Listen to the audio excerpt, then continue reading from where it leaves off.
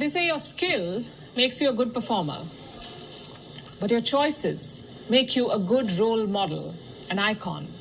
Being good at something does not automatically make you a good role model. For that, you must show character. You must make the right choices. And a lot of you may not like what I'm going to say next or not agree with it, but it must be said. Tonight, I want to talk about two star performers, excellent at what they do, but let down by the choices they made. Novak Djokovic and Virat Kohli. Neither man needs an introduction. Djokovic is among the greatest players in tennis history. Virat Kohli is among the best batsmen to have played cricket. But over this weekend, both of them suffered a setback. Novak Djokovic was deported from Australia.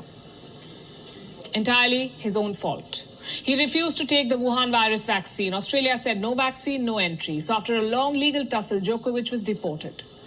Earlier today, he arrived in Belgrade, defeated and dejected. Djokovic was the defending champion this year. He was supposed to be playing at centre court today. Instead, he was catching a connecting flight in Dubai.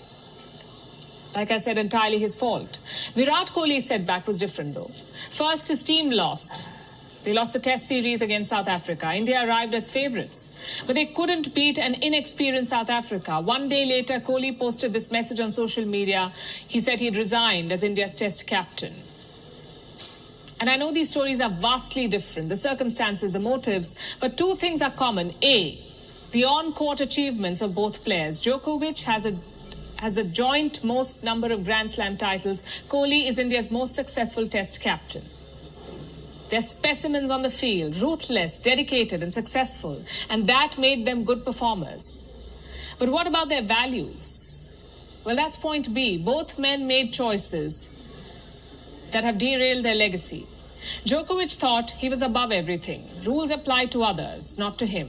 He knew the Australian government required vaccination. He knew the Australian Open had a vaccine mandate, but Djokovic did not seem to care. He landed in Melbourne without a jab.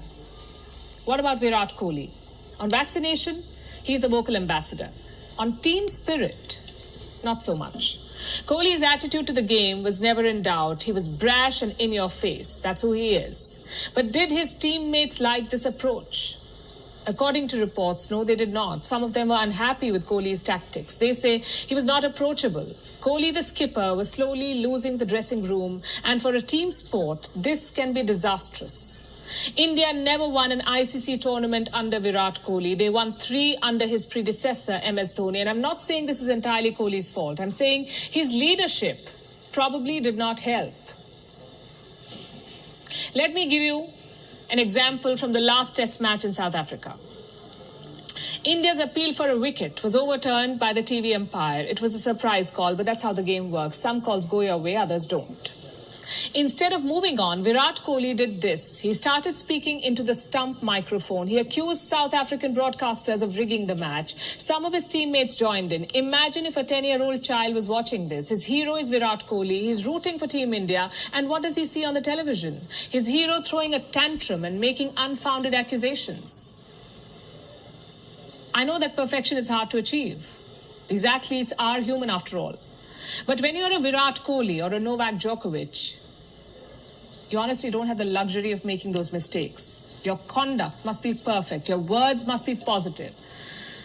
If not, your sporting achievements will be diluted. And that's exactly what is happening to Novak Djokovic. He has won 9 Australian Opens. Statistically, it's his best Grand Slam event. This year, he could have made it 10. Instead, his legacy has been tarnished forever. People may or may not remember his 9 tennis titles in Melbourne. But they will definitely remember this. The world number 1 is escorted out of Australia after a 2-week circus. Same for Virat Kohli. People may or may not remember his big overseas victories, but they will definitely remember his fall from grace. So here's what I'm trying to say. Being good at your job is not enough. You must strive to uphold values and lead by example. If millions of people look up to you, you have a moral obligation to do the right thing. That could mean taking a vaccine, or keeping your cool under pressure, or making your teammates feel positive. Unfortunately, not all modern-day greats understand this. The choice is up to you, though. Do you want to be a superstar athlete with questionable values, or an average athlete with impeccable integrity? I'd say try for both.